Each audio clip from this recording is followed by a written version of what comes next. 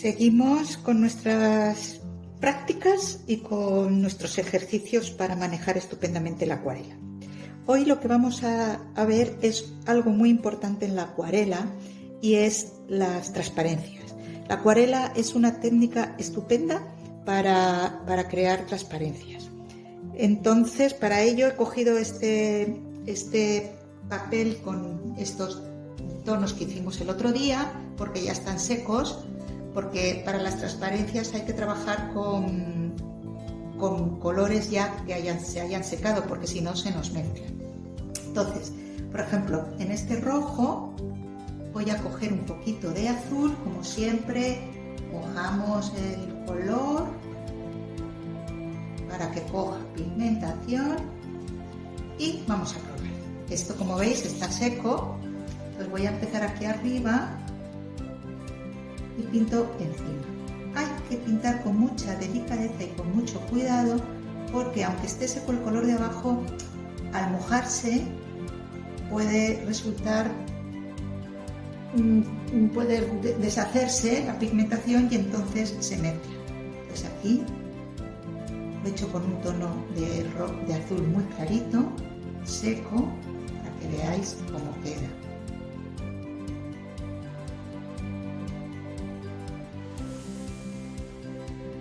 Pues ya está.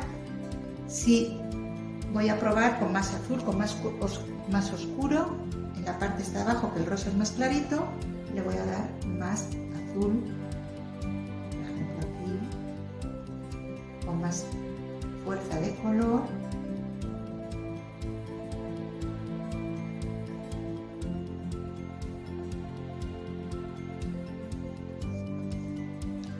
Como ya os dije el otro día, hay que inclinar un poco el papel para que el agua corra y arrastre el color. Bueno, pues por ejemplo, voy a seguir también, voy a hacer lo mismo. En este amarillo le voy a poner un poquito de azul también, ya que lo tengo mojado.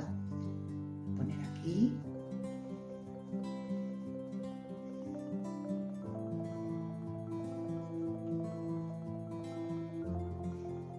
Hay que tener mucho cuidado, y os lo voy a demostrar ahora, porque como el color se moja, el que está seco ya abajo, si arrastramos con fuerza el pincel, podemos llevárnoslo y entonces se nos mezclan los tonos y el efecto que queríamos conseguir pues se nos va a la porra.